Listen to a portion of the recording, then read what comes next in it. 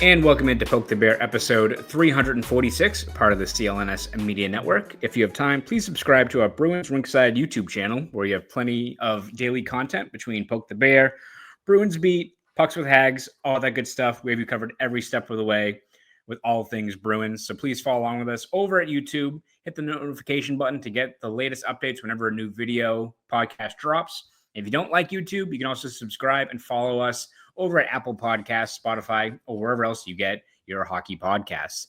The show is also brought to you by Prize Picks, North America's #1 daily fantasy sports app. Download today and use code CLNS to get $50 back when you play just $5. Prize Picks, run your game.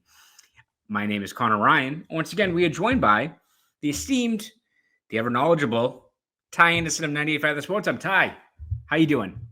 What is going on today? How are we doing? Doing okay, Ty. I think it's been a little over a week now since the Bruins made most, if not all, of their offseason moves in terms of filling out their roster with a lot of bottom six players, a lot of character guys, maybe is the way to put it. Now that it has been a little over a week now, the dust is settled. We've had more time to process it. Where do you stand as far as what you think the Bruins themselves were trying to get out of this offseason and what they were trying to build going into this year? I think it's probably the acknowledgement or the realization that they themselves think they are farther away than maybe you and I think. And this is the start of a multi-year process. Obviously, it's headlined by James Haggs and what he could possibly bring to your team, maybe as early as next spring. But it's almost like they don't think that they're an impact player or two away. They think they're 3 impact players away. And if there's none available, then don't waste your money. I would say they kind of did a little bit of both there. Like they kind of did waste their money and kind of clog up their roster a little bit. But I think it's probably acknowledgement that like they are not looking at next season as, oh yeah, we're right back in the mix of things in the playoffs. Like it doesn't feel that way based on how they acted on July 1 and based on looking at their roster right now. Like yeah, I know it's July 11th, right? And there's still 2 months to go before camp even opens. But like, is there any team that you look at in their division and go, oh yeah, they're definitely better than this team? It's probably like 2 teams that you look at and go, yeah, they're better than them. But like, it's not a deep list. It's not a long list. And so I don't know, you kind of are where you are right now. And you're probably a little bit better than a year ago, but you're still not, I don't think you're challenging Tampa or Toronto or Florida. Like you're kind of best case scenario in that kind of middle ground. You know what I'm saying? Yeah, no, I agree. And I think the thing that has maybe not changed my expectation, but maybe changed my perception is that I think after Tuesday, I mean, we've been speaking about it for months now of like the cap space this team had, we were saying like, well, we don't want Brock Besser, but I guess if the Bruins take him, like that's who you'll grab. Didn't grab any one of those players, right? So you have this situation where I feel like a lot of us, I wouldn't say shell shocked, but we're surprised as to like the maneuvers they took when I feel like we all assumed the writing was on the wall of like, well, they got cap space. Like, this is going to be a work in progress. You got Haggs. You're not going to fix this overnight, but you sign one of the Bessers or one of maybe like the middle 6 guys to a contract. You bring them in. They're part of the equation. And then once you're back at it in 26, 27, 28, that guy is a solid contributor, right? I think that's what we were all expecting. Like they can take steps forward. For them to kind of shift gears and you bring in Arvidsson, which again, for how starved this team is of offense, I don't have an issue with it. But then to like allocate a lot of the rest of your cap space towards like just the character guys that, in a vacuum, I don't hate 1 or 2 of them, right? Like I don't hate Mikey Asamont, him being a pain in the ass. Love Sean Corrali. I even don't hate Tanner Jeannot. I just don't like the contract, right? If you told me it was Tanner Jeannot for 2 by 1.5, yeah, of course. Like that would make a lot of sense. But to sign all those types of players, I think on Tuesday, we're all like, what is this team doing? Are they repeating the same mistakes as last year where it's like, I think when Don Sweeney mentioned stuff like, oh, we got to be a hard out, we got to be competitive. I think we're all like, well, you tried doing that last year, try to be more built for the playoffs. and you're not. Mhm. So I think that was my like first takeaway. And then I don't know if I'm like just drinking the Kool-Aid, so feel free, Ty, to check me. But I think like speaking to Marco Sturm the next day of like just setting the expectations, and I think he was pretty candid with a couple of things in terms of I think preaching that patience and the fact that I think they are pretty far away. I almost wonder for him, it's like we don't have the horses. We're not expected to compete this year, so that's why we're bringing in either placeholders or veteran guys that I almost wondered, like, from Marco Sturm's perspective, the guy who has this roster now, like being a hard out isn't like the playoffs. Like we're built for the playoffs. It's like we're still a ways away. We're gonna lose some games, but like we're gonna be more competitive or a harder out in terms of games. Like we're not losing 7-2. Maybe we're going to fight and scrap, and drop the gloves, be more physical, and we're going to go down swinging. I wonder if that is what they're envisioning, that like this year is not going to be it. We're going to be a work in progress. We're keeping our draft picks, and we're at least going to be more compelling to watch. I'm not sure what the right word is, but I wonder if that's what their overall approach is moving forward, right or wrong. Yeah. My only counter to that would be if you're boxing out younger players, and that's too strong a term right now, but like if you're having a more veteran heavy lineup, do I need more veterans to tell guys that they got to pull the rope? Yeah. That'd be my only sort of counter to that would be like, what value is a guy like Jeannot if he's on a line with other guys that are 31, 32 years old? That's like, okay, well, like I shouldn't need another veteran to tell me how to do my job. Like, yeah. So that'd be my only counter to that. And that's why this team is so kind of polarizing and confusing right now, is because you kind of look at what they have right now and you want to see a younger player burst through, but like where's that going to happen? Yeah. Like that's sort of where I'm like, it feels like they're trying to appease two masters at the same time, which is kind of hard to do. Right. And so that's where I look at and go, okay, what's the plan here? Like, what is the actual goal? And I think the Bruins have been quick to kind of say, like, they're not going to put expectations on what they want to be. They've just said competitive. Competitive can be a lot of things, right? Like I think a year ago when they were getting their doors blown off after the deadline, they were competitive. They were just bad. Like they didn't have enough talent to hang most nights, but they were trying, like they were trying, and then the game would get away from them, and so like competitive is a intentionally vague way of describing your team, which leads you to have a lot of options open, which I respect. But again, like what do they want, right? And so this is where I kind of look back at what they've done here, and I want to know the direction. I want to know the timeline that they themselves are on, internally. Like, what do they think is the timeline for them being competitive again, or them being, in the mix for third place in their division? Is it this year? It feels like they don't think it is, but if it is, they can go, well, we're competitive. That's why we're good. We're competitive. So I kind of hate that term when GMs use it, because it's like, it can mean anything. It can mean you're absolute dog shit, but you're playing hard, you're trying hard, or it can mean, yeah, we're going to be scrappy. Like, I want to know what they view their competitive nature and what they view the ceiling of that competitive nature to be. Yeah. And I think a lot of this season, because I think I probably have shifted my expectations of, I think even before the year, we're like, well, this team like could be like hovering around a wild card spot, be in and out. Like, I feel like that might be a little bit more of an ask right now in terms of just the offensive production, especially like where you're getting it from. And to your point of like looking at teams in the division, I am not saying that like the Sabres are far and away better than the Bruins, but in terms of talent, like up front, like they clearly have more talent, like skill, than like what the Bruins have. Not saying they can put it all together. We know what Buffalo has, but even like a team like Detroit that has a bunch of B-level signings that Yzerman has built that kind of cruddy roster, they still have like guys like Andrew Kopp on the third line who are like have more upside offensively.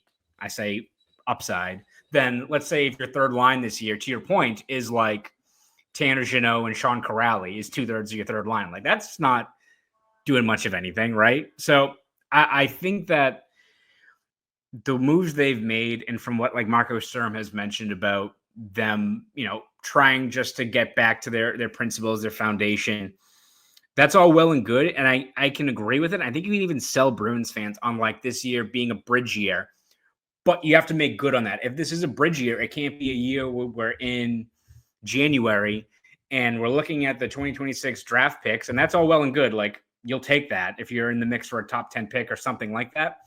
But if we're looking at this team that is under 500 or trying to stay afloat, and we're like, man, when are they going to give Fraser Minton a look? That I feel like is wasting everyone's time. I think if you are acknowledging that this is a team that is a year or so away, you didn't like the free agents that were out there this year, or you weren't able to grab them, and you want to kick that can to 26 and see what might be out there or what trade could manifest, I get it. I could see why they want to hold on to their draft picks and do the long retool and see what you can replenish your roster with. I get it.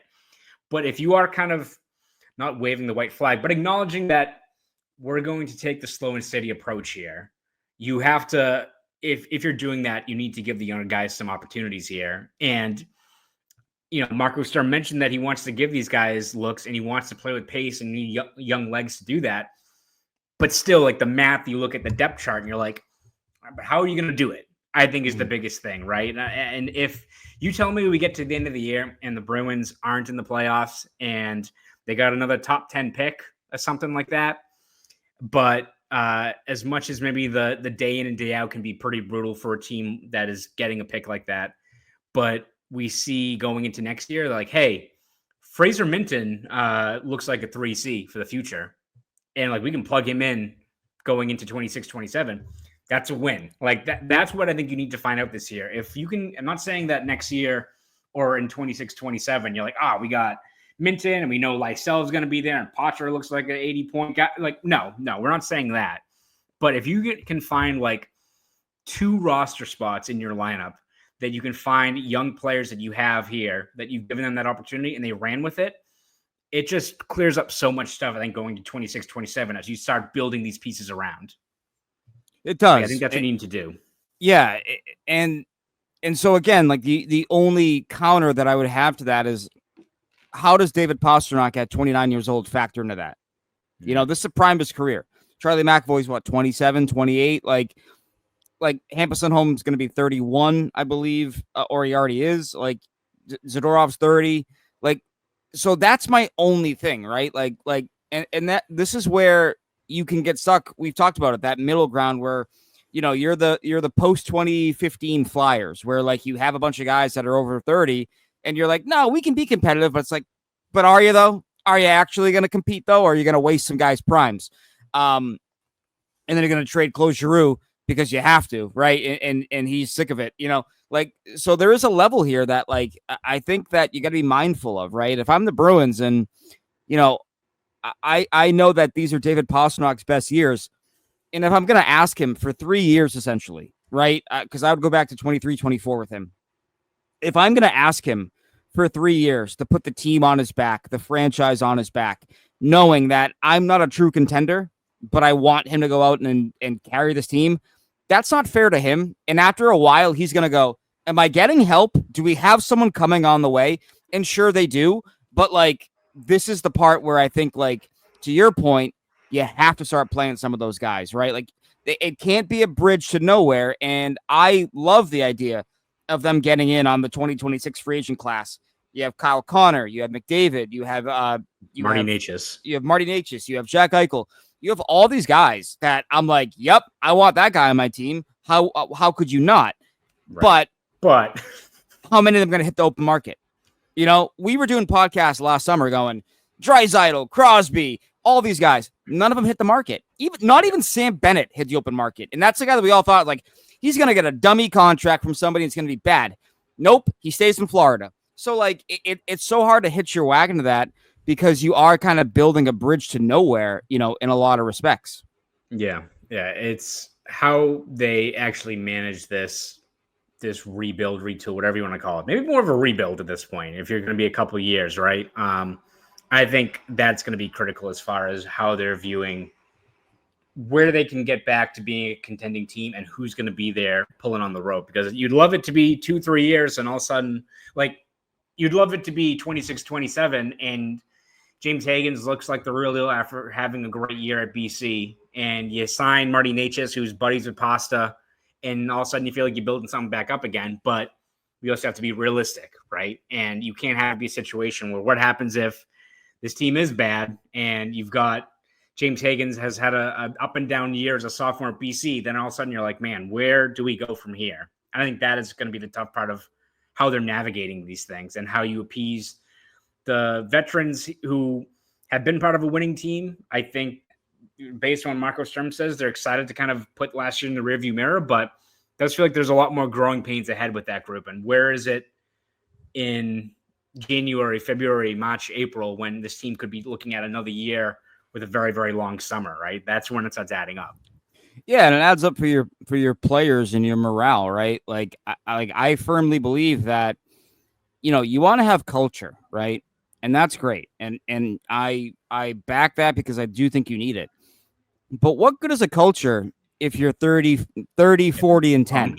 Yeah. Yeah. Like if you lose 50 games next year, or thereabouts between regulation and overtime losses, like how good is your culture? And I do think like you can sort of test those limits, especially with the modern athlete, right? Like the modern athlete, they're not going to buy in all the bullshit, right? And this is something that I think has been really kind of difficult for some franchises to understand. Or if you're going to be really stubborn about it, like players want to know the why, right? And so if you're talking to a player and you're saying, hey, we're not going to be competitive, we're not going to be a playoff kind of team, by design almost, they're going to say, well, why not?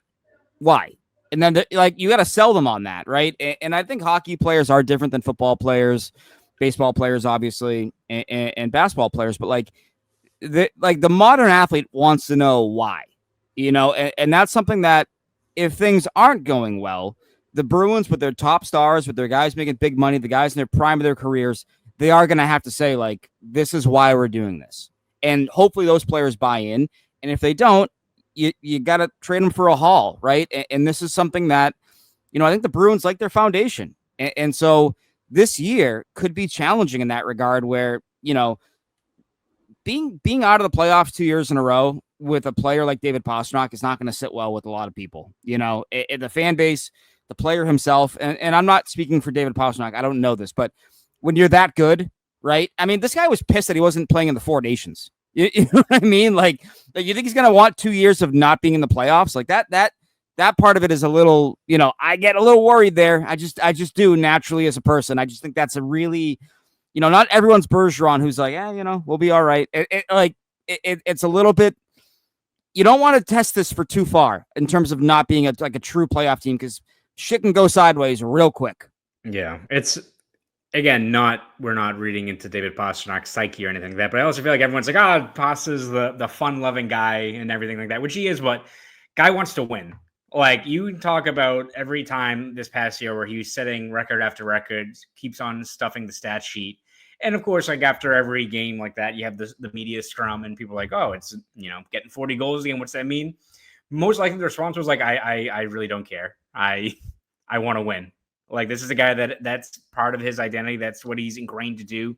He wants to play meaningful hockey. That's why the Olympics means so much to him. That's why the Four Nations and the fact that it's in Boston and he was chilling, watching from the seats at one point, one of those games. Like, this is a guy that, as much as he's got that persona of being just the fun, jovial player, which he is, he's a competitor and he wants to play these types of really meaningful games and really, I think, put his stamp as being one of the best players of his generation.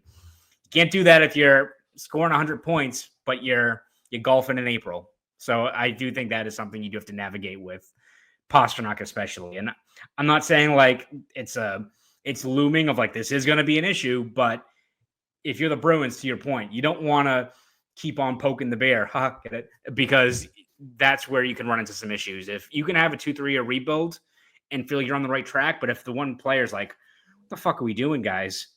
Oh, okay. Then everyone goes, yeah, no, please trust us. Please, wait. That's when things can kind of change, right? Yeah, no, exactly. Like to be clear, this is my own thought process. I like, this is not us reporting anything. Yeah. It's just Don't aggregate us. Yes, exactly. Please, God, for the love of God, don't. No, but like when you lose, not intentionally, but intentionally put out maybe a lower ceiling kind of roster, your best players are gonna kind of look around the room and go, "Why are we doing this? Why is this happening right now?" And so, I think naturally pro athletes want to win. That's why they are pro athletes. They do not like losing. And I also, my thing with culture is I worry about what happens to a culture when you lose. When you lose for multiple years in a row, I think your culture, like, is losing accepted? Like does that become part of your DNA unintentionally? Is that you have lowered your ceiling as a franchise for a couple of years in a row, and now your players are like, I don't have to. I mean, I'm fine. I made my money. Like we lose, whatever. Like that's something that I think you got to be mindful of as well when venturing down this potential road of we're competitive. We're not good, but we're competitive. It's like, okay, right, but what does that mean? What's the standard? And I do think, like, reading your story, your sit down with Marco Sturm, like he's gonna have that culture and that foundation put in place, but it can't be, taking your lumps and getting your ass kicked every night for 82 games just because that's part of the vision. No, that can't be part of the vision. And so I just hope that their version of competitive means, what they wanted to be a year ago, right? What we talked about them being a year ago, blocking shots, protecting leads, good goaltending, limiting high danger chances. Like that's the kind of competitive that I'll take. The vague, we're going to be in it most nights. It's like, I don't like that because that can be a lot of different shit. Yeah, absolutely. So we'll talk a little bit more about just, I think, best and worst case scenarios with this team moving forward for this season. I think we've talked about the worst, honestly. I know, honestly. We'll revisit it again. Maybe we'll do like best, worst, and what like the middle ground is, which maybe is checking off a lot more of those boxes. But before we do that, take a quick break.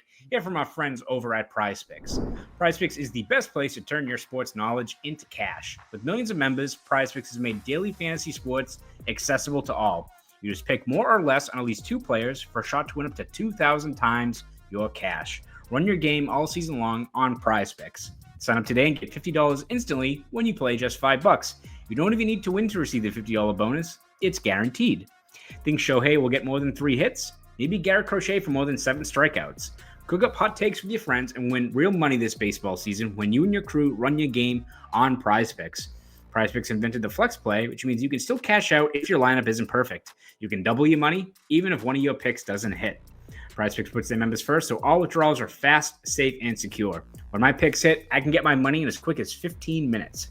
PrizePicks also has a ton of promos, including Flex Friday. Make sure you opt in and tap the checkbox in your lineup builder to be eligible for the protected play. Choose squares from any game on the board. If your lineup does not win, you get your net losses back in promo funds up to your promo limit as soon as the lineup settles. And it's not just baseball. On PrizePicks, you can mix and match player projections from different sports. Combine your favorite baseball players with players from basketball, hockey, esports, and much more. There's no shortage of ways to participate in PrizePicks. This week, I'm looking at the board, and I'm going to cover all my bases. I've got Roman Anthony for more than 1 home run and Mookie Betts for more than 3 extra base hits. It's really that easy. So download the PrizePicks app today and use code CLNS to get $50 instantly after you play your first $5 lineup. That's code CLNS on the PrizePicks app to get $50 instantly after you play your first $5 lineup. PrizePicks, run your game. Shout out once again to our good friends over at PrizePicks. I agree, Ty. I think worst case scenario is that this team is just flat out terrible. Like they can't score. Jeremy Swayman continues to look like what he was last year, which is a big yikes if that's the situation. And I think like for some Bruins fans, they're like, well, we're getting, maybe we're in the McKenna sweepstakes. Woo! Which, like, don't get me wrong, that would help out quite a bit. And like, again, a lot can change between now and next June, but this draft class is considered a lot stronger. You've got a lot of top wings who are viewed as power forwards. You got a couple of big body defensemen. You got a lot of pieces that even top 10 pick, you're going to get a good player again. So I don't think there's an issue with that. It's if the apathy and the frustration starts setting with the foundational pieces, right? If David Pastrnak and Charlie McAvoy are looking at this team in March and be like, where the hell, what are we doing here? Why didn't we get Evgeny Davinov's got 25 home runs, 25 goals for he's doing it all. He's like Shohei. Dude, I'll take home runs at this point. Exactly. Like if Jack Roslovic goes to Toronto, which people say that's a thing, and he has 20 goals for them. It's like, what? Sign him for what? $3.5 million? Like, what are we doing? I think that's the worst case scenario. It's not them being a lottery team. It's being a lottery team. Your foundation of guys that are expected to pull you out of this in a couple of years are getting concerned with the long-term outlook. And I think on top of that, it's also not giving the younger guys some run. If we end the year and they're a lottery team, but we're like, all right, well, Fraser Minton only played like 13 games, but he had like 6 assists. So like maybe next year he can step into it. Like, no, let's find out what he has. Let's give him 60 games, 70 games, see what you have in that player and see if he's part of the equation now and especially for the future. Let's see what Matt Poitras is. Let's see what Fabian Lysell can do. Let's see what Matej Blumel can do. Can he be like a 20-goal player with those minutes?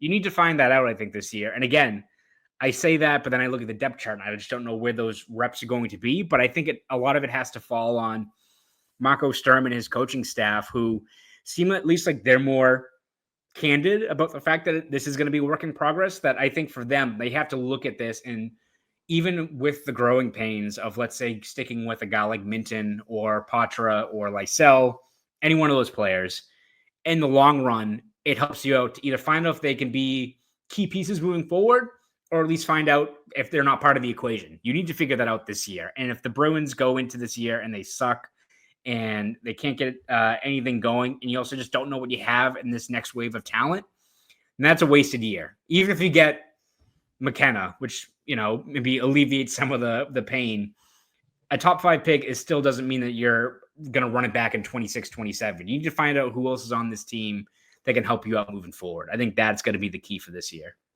It's got to be the key. And, you know, you look at their lineup right now, and I think ideally you would like one of the third line center to be a younger player, whether that's Poitras, Minton, or Husnudinov even. Yeah. And then you'd like that third line right wing to be one of those players, or Fabian Lysell, maybe even Dan Lashmelis, if he can have a great training camp. Like, you want something like that to emerge, right? Like, if we're sitting here on October 5th or whatever, and we're talking about opening night lineup, that the third line is Jeannot, Corrali, Eastmont, well, then that's not going to work for any of us. You know, that kind of reminds energy, though. They had a lot of energy. That reminds me of last year's opening night, which was, I think, Max Jones, Trent Frederick, and I think Justin Brazeau as a third line. I think that was your opening night third line down in Florida. You lost the game 6-4, and Frederick, I believe, and Jones both took dumb penalties in that game. Like that doesn't do you a whole lot of good, right? And so there's that part of it, right? Where if we're sitting here in October and we're talking about, you know, those younger players being, you know, 2 out of 3 are down in Providence, and Husnudinov is your 13th forward, it's like, okay, that sucks, because now we're not finding out anything. You know, like, we're kind of just finding out that, like, all right, you got a whole bunch of, you know, fourth liners that you're hoping are going to be above their kind of ceiling. And so there is that part of it that's like the doomsday. I think is that, you, to your point, we don't find out anything. You know, like I wonder how different things would be. And I know people are going to go on here and be like, no, he sucks, get over it. How different are things if Fabian Lysell gets called up in late December, plays more than one game, and we see him for the final 45 games or whatever it was of the regular season? Like, is he further along? Do we know more about him? I'd like to think so, you know, but we didn't. We didn't see a lot of that. Those minutes instead went to Vinny Lettieri, who's now in Toronto, and Cole Koepke, who's now in Winnipeg. So congrats on helping Toronto and Winnipeg. You didn't help yourself, though, in any regard. So that part of it kind of blows, in my opinion, is that you didn't find out enough about your younger players. And so that's got to be an objective here for Marco Sturm, being a first-year head coach, having a lower ceiling, I think, at least externally, you know, like we've talked about, like what they're saying about their team. That gives you the opportunity to give a younger player 40 games to figure it out. And then if he doesn't have it, then you readjust. But, you know, I hate the idea that, okay, this guy has to outwork 5 veterans to make the team. Right. You know, and it's like, all right, with a rookie head coach, that's not happening. The rookie head coach wants to do what is going to be best for his best start to his coaching career.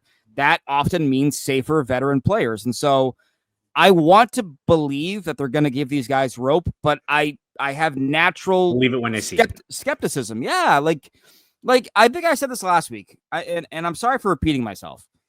In 2022, Mark McLaughlin won the job.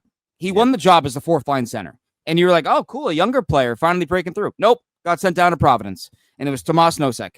Nosek had a great year. Not knocking that. But, like, if it's a camp competition, it's got to be a real camp competition and not just, we like him, but he's got options, so we're going to send him down. No, you have the space and the time and the expectations, whatever you want to call it, to give younger players the longer leashes that you couldn't in years past. Yeah. And I almost feel like that's why, like, I feel like the middle ground, if we're doing like best worst case, is like this team is still a work in progress, probably not making the playoffs. Maybe you still are in like the running for a top 10 pick, or even like, you know, you're a lottery team, let's say.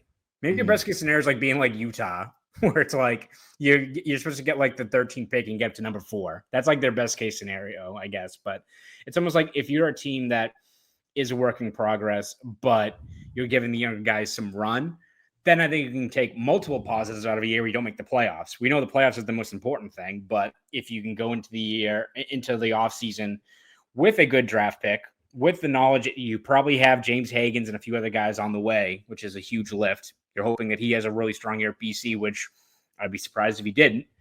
And you gave these young guys that opportunity. Then I feel like the plan is slowly coming together. Like, I think I've mentioned this as a comparison before, but it's almost kind of like in 27-18, where that the previous year you lose to Ottawa in the first round. I'm not saying this team's gonna make the playoffs, but I feel like the consensus from Bruins fans after that playoff run was like, I can't wait for next year. If like you tell me the Bruins like miss the playoffs, but James Haggs gets a cup of coffee and looks legit down the stretch, and you're getting a good draft pick, and like Fraser Minton looks like a player, or Blumel or Lashmelis. And again, I'm not saying like I need Lashmelis to be a 30-goal guy, right? But if he looks like a guy that could be an everyday lineup player, if he looks like Eetu Luostarinen, right? Like you'll take that. If it's taking one of the 12 spots in your lineup up front, that's a win, right? It's kind of like what we said about what's his name, Soderstrom, right? The defenseman they traded for. Like, we're not saying this guy, you're going to take a flyer on him and he's going to be Gustav Forsling. We're not saying that. But if he can be a player, he can be your 7th D, he can be a third pairing guy down the road, that's a win. And so I think if you are able to, even if the results, the wins and losses aren't there, but they can at least encourage and give the opportunity to these younger players, I think that's the good middle ground where I think you can even sell Bruins fans on that. If like they are tough to play against, I guess. I don't want to, I feel like I'm like saying something awful by doing that, but if they're like at least not getting their shit rocked and getting like blown out every game, they're somewhat entertaining in a little bit of like a bridge year. You're getting a good draft pick and you're encouraging that next generation of players that get people excited. I think you can sell Bruins fans on that as long as you live up and actually carry out that, especially when it's the younger players. I think that's the ideal middle ground if the playoffs aren't in the equation. Yeah, I go back. It's ancient history now, but I go back to 2018-19. They began their year with Ryan Donato on their roster. Yep. He did not play well out of the gate. I think he had 1 goal in his first like 15 games or something like that. Then they sent him down. It was like, all right, you found out of the gate that he wasn't ready for the full-time workload. There's no reason not to do that with some of these guys that we're talking about, whether it's Minton or Lysell or Patra. Like, just try it. There's no reason not to. It's not as if you're the 22-23 team that was just so stacked, lines 1 through 3, and the only chance you had was a 4th line role for somebody. Like, no, you've got options here with guys, especially guys that can play center and wing, and so use it. You know, use those options, figure out your best grouping, but leave some wiggle room at the NHL level. I don't like the idea that guys have to put up 1.5 points per game down in the minors to get a sniff up here. I don't agree with that. I just don't. I don't think that's logical. It's a different workload. You're playing 3 times in a weekend, you know, versus the NHL where you're playing 3 times a week, but you got some rest days, some practice days. Like, it's just different, right? And so I think some guys thrive better in NHL atmospheres than AHL atmospheres. I think it's a little bit different. And so I want them to do that, right? Like again, that 2018 season, you know, they start with Donato. He didn't look all right. He didn't look great out of the gate. They bring up Forsbacka Karlsson. They give him like, I think 25 something like that. like you can't forget 25 how games. much of a run they gave him. Yeah. Yeah, as a third line center. And they went, oh, okay, you know what? Not really working. So what did they do? They went out and they traded for Charlie Coyle and Marcus Johansson at the deadline. Like, just do that. Do something like that. Like, let me find out, sink or swim, guys. Are these guys part of your long-term future, or are they trade fodder? That is the objective here. And I hate to be this guy, but you're not going to find that out by them playing a weekend back-to-back against Bridgeport. You're going to find it out in the NHL. Iron sharpens the iron. And that's what I feel about a lot of these guys. Sink or swim time. You know, like, we're already talking about how young Matthew Poitras is, and it's like, yeah, he is. It's also going to be his third pro year. So you got to find out now, because you got to pay him at the end of this year. And I know it's not revolutionary money, but like, you kind of want to know what you have before you have to do that. Yep. No, absolutely. So we'll see what exactly the plan is there with. I think it all hinges this year on how much run you're giving the younger players. We'll talk more about best case scenario for this team, winning the cup. No, I'm not saying that. But before we do that, once again, if you guys have time, please subscribe to our Bruins Ringside YouTube channel. Again, daily content between Poke the Bear, Bruins Beat with our good friend we all love, Evan Marinofski, Pucks with Haggs. We have you covered every step of the way. Again, CLNS Media Network has you covered with all Boston sports, whether it's Celtics. They've got boots on the ground all over the place. They're over at Summer League. It's 148 degrees out there. They're on Tatooine, still covering Summer League over there. Patriots Press Pass, all that stuff. So please subscribe to all of our channels of the CLNS Media Network once again. And if you don't want to subscribe on YouTube, again, you don't want to see my ugly face, I get it. You can also subscribe and follow us over at Apple Podcasts, Spotify, everywhere else you get your sporting podcasts. Ty, looking at best case scenario, beyond being like, they're going to win the cup, what do you view as like, how can it all come together? Can this team conceivably be a wild card team, or do you think that's just too much of a stretch beyond being like, well, like, you know, Fraser Mitten's going to have 50 points and Matt Poitras is going to play with Pasternak actually at the middle of the year, and he's going to be like, without going into everything possibly going right, can you see a spot where they are a actual competitive team, not competitive, as we've said on this podcast? Yeah, I think it does come back to something we talked about a little bit, or you talked about a little bit earlier. It's the goaltending. I mean, I think we would agree that last year was not a great year for Jeremy Swayman. In fact, it was a bad year for Jeremy Swayman. With that said, though, he did end the year on kind of a mini heater that kind of flew under the radar because the team was so ass. But like, you look at the numbers, right? He was winning some more games. He had some stronger performances, but then you look under the hood of like sort of the advanced metrics that they had that are available to us after the deadline. Like, he was top 15 among goalies in terms of like saves above average, high danger saves, high danger save percentage. Like he was kind of up there. You know, he was posting numbers similar to that of like Linus Ullmark and Igor Shesterkin, and you know, that's pretty good company to be in. I would say it beats the alternative of the company he was in prior to that. So it was like Evan Marinofski. What was he ahead of him? Yeah, me when I got put in the net as emergency goalie like one day. But like he was playing better at the end of the year, right? And you hope that a regular offseason, no bullshit, no, contract standoffs, no Cam Neely making bitter remarks, at a press conference, like none of that, right? You hope that it'll allow him to have a really good offseason, right? And a good training camp.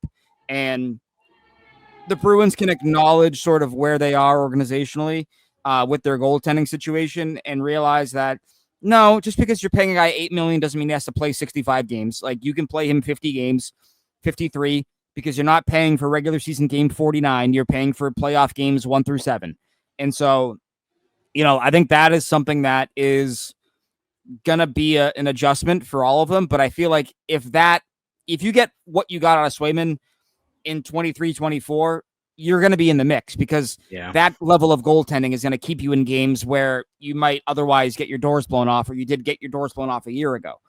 So if that's there and the defense is more whole, right, with Lindholm and with McAvoy, like, that's more of what you thought you'd be a year ago, right? And so if that comes to the table, you can challenge, I think, for challenge for third in your division, one of the wild card spots. And this is where we come back to the roster, right? Like, we come back to the roster being like, can we sit here right now and say they're better than Ottawa? Probably not. Can we sit here and say they're better than Montreal? Maybe. Maybe, and that's kind of where, like, the goaltending being a tick better can, bridge that gap a little bit.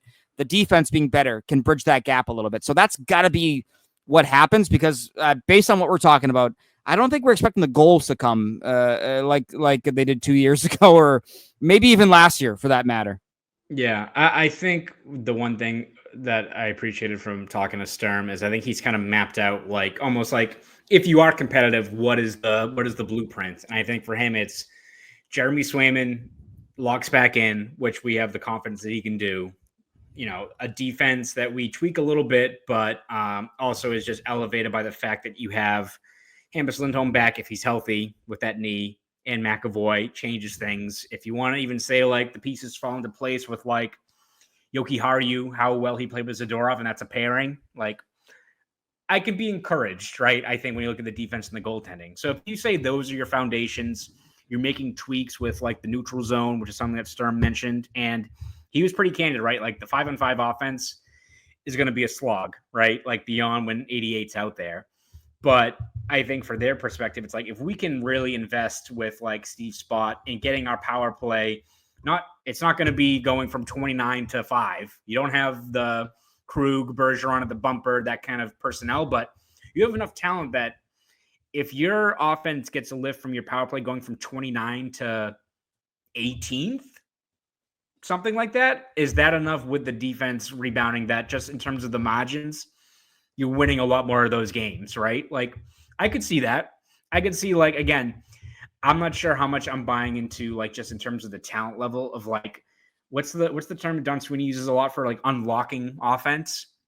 Like, I think especially if you're bringing out, like, the Corrales, the Asimons, the Genots, like, I'm not sure how much you're getting out of that group, but if Sturm is encouraging and getting younger players in the mix and they're changing their approach offensively, which I was encouraged to hear him being like, you got to see what your personnel is, and then you change your approach to whatever your group is. Like, and I mentioned that because, like, the Bruins for the last 2 years have had the Jim Montgomery school of, like, puck possession, quality over quantity. And that's all well and good when you've got Bergeron and Krejci and you got Taylor Hall in your third line and all that stuff. You can be more selective. But if this team is really going to have to work for its offense, then, yeah, it's pace, it's forechecking the shit out of the puck, winning puck battles, and fleeing everything on net. That might mean there's going to be a couple games where you put 35 shots on goal and you still have only one goal to show for it. But it increases your odds of getting the tips, rebounds, all that stuff. So encouraged by that. I don't know how much that's going to lead to, like, an uptick in 5-on-5 scoring, but if you're saying that the defense and Swayman bounces back and power play has a tick up in terms of their production, then they could be a actual competitive team. Not saying they're going to be, again, first, second in the Atlantic, but they could be that kind of group. But I think the biggest key for the Bruins, and what you kind of mentioned, I think is a great comparison, is 2018-19, where, listen, like, that team had Bergeron and Krejci and Chara, a strong cast already, but that's a group that shifted, I think, their approach at multiple times that year. Like, we're going to give the younger guys some run because we saw what guys like Heinen and McAvoy and all those players did the year before. Let's keep on doing that. Once you found out, these guys ain't it, then we acquire the talent. This team, I think, has to be like, we think we can be competitive, but in November, if your scoring is not there and the team's really struggling, then you got to change your approach and be like, all right, we're giving all these younger players the run they need. Like, I think you have to be really malleable if you're Marco Sturm to what is going to have our team in the best spot going into 26-27. You hope it's being competitive and making a playoff run or something like that. That's the best case scenario. But if it's not, it's how can you change things to make sure that this team is on the right track? Like, I don't know if they're going to have the 5th worst record in the NHL again this upcoming year, but I think you have to just do what you need to do to give younger guys some opportunities and see what you have out of this group. If the hope that you have of this team, really riding the ship pretty quickly doesn't manifest, because I still feel like that's a bit of a stretch. Like, if we were doing, like, the best middle ground and worst case scenarios, I think middle ground is where I'm still leaning towards, like, what I think this team might be in terms of just that offensive generation. Yeah, I'd agree with that. Like, I feel like, their power play, if Arvidsson can bring an impact and score a few more goals, and if Lindholm can look like what he looked like at the end of last year, like, you're gonna have an uptick in that production, right? You're gonna be a better power play team than you were a year ago. It's just you got to get more 5-on-5 punch as well, right? And if you can get that, if Zacha can start shooting the puck back to what he was 2 years ago, and shooting is probably like they got to drop, they got to go in, like that. Like, he was still shooting quite a bit, but like it just wasn't going right. Like, I felt like his first half of last season, he had a lot of grade A looks that just were hitting the pipe, going just wide. Great goalie save, like he was snake bit the first few months of the year. But if they can go down a bit more, if they can go in a bit more, like you're gonna get an increase there, obviously. And the big question here, the big X factor is Morgan Geekie. Is Morgan Geekie gonna be a 30-goal guy for you full time moving forward? Now, I think there's a case to be made that yes, he can be playing with David Pastrnak, and yes, he was this player in Seattle. He just wasn't playing enough minutes. At the same time, though, like, he shot 23%. Like, I think only Draisaitl had a better shooting percentage among guys that had that many shots. So he's saying he's not Draisaitl? Not quite yet. A lot of people have been saying he's the Albertan, or he's the Manitoba version of Leon Draisaitl. Everywhere you go, you hear it. No, but I do think that, like, let's say that goes down, right? Let's say that goes back down to 13%, which is, I think, what he had his first year. It's still 20 goals, right? But you're losing 10 to 15. You got to make those up somewhere else, right? And where do they come from? And so that's what you're talking about with the power play being representative and getting some younger guys maybe to pop a little bit. You basically got to find 40 more goals, and you got to have those in the event that Morgan Geekie drops back down to 18. So realistically, you might need 50 goals now. Right? Are you any closer to getting them? I don't know. Blumel, Ty. That would be delightful. I would. Awesome. If that guy just became Czech Craig Smith, I'd be happy. Yes. Yeah, exactly. No, I completely agree with that. And, I there's a lot on this team, right? That's what you call him, Czech Smith. Yeah, well, you can call him Czech Sith because you don't know how to type. True. Yes. No problem. But no, I it's just, you want to feel like they can compete, right? You want to feel like they can be a thorn in other teams' sides and really kind of grind them down. It's just the way this league is going, you got to score goals with it, right? And so I think you can be the most annoying bunch of pricks in the world. But if you're not scoring 3 goals a game, at least you're not winning. That's kind of where this game is trending right now. You look at the teams that score goals, and this is one thing that, I don't know if we talked about it, this is one thing that kind of pissed me off and annoyed me about Sweeney saying, well, look at Minnesota and LA. They didn't score a lot of goals. Yeah, and they both lost in the first round. So, like, maybe let's aim a little bit higher than that. Oh, and by the way, Minnesota lost in the first round because they couldn't score goals. 3 out of their 4 losses, they scored 2 goals or fewer. I wouldn't want to be Minnesota. Personally, just me, wouldn't want to be Minnesota. So that's a weird thing to kind of say, well, look at them. It's like, they won shit. Who cares? Edmonton has beaten LA in the first round like 9 years in a row now because Edmonton has more firepower, and so, yeah, we watched one of those. I remember we watched one of those games because we were staying at the same hotel, the Edmonton LA game. And we were just like, God, man, LA can't score. It's like, that's not what the Bruins want to be. Yeah, it's not ideal. It's not like if, like, you see you walking down the street and your buddy's like, dude, like, that's my dream car. It's like, a Subaru? Yeah, exactly. Yeah, Ford Escape? Dude, you can get one of those, like, today.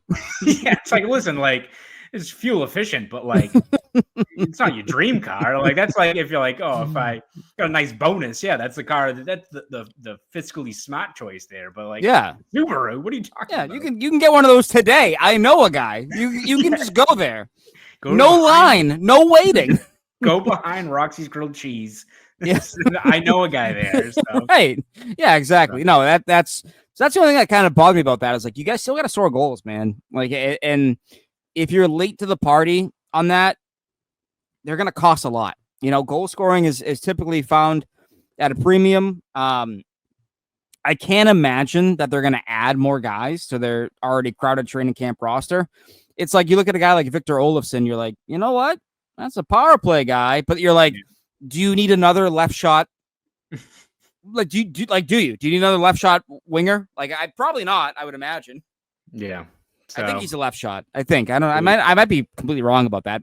Point being, you don't need another guy who you're like, well, he might have 20 goal potential, but we don't know. Like, right. Exactly. That's why we got Czech Smith here locked in. That's right. So we'll see what happens. Ty, before we let you go, where can we read your stuff? Where can we hear you on the airwaves? All that good stuff. Well, on Friday night, you can find me at Wu-Tang and Run the Jewels at TD Garden. Very excited. But if you're not there... My buddy just ran into the Wu-Tang Clan. He was literally walking down the street, and they came out of the Raffles Hotel. So, God, it was a wild interaction. I know. That is unbelievable. Yeah. So I'll be there. But otherwise, you can find me at 95sportshub.com, on X and whatever at _Ty Anderson. Just search my name. You'll find me. You'll find me or LA Angels pitcher Tyler Anderson. So I'm one of them. Not going to tell you which one though. You're going to have to find out on your own. Check out the Angels starting rotation. Yes, use your actual detective skills to figure out who you're tweeting at. Don't tweet at the Angels lefty. Please don't do that. Yes, and if you want to read my stuff, you can over at Boston.com and the Boston Globe. They've covered every step of the way this Bruins season. You can also find me on Twitter, X, whatever it's called these days, at Conor Ryan _93. Again, for anyone listening, please subscribe to our Bruins Ringside YouTube channel. Check out all of our other channels over in the CLNS Media Network. And this show is also brought to you by PrizePicks, North America's #1 daily fantasy sports app. Download today and use code CLNS to get $50 back when you play just $5. PrizePicks, run your game. This was episode 346 of Poke the Bear. You fans have a great rest of your week.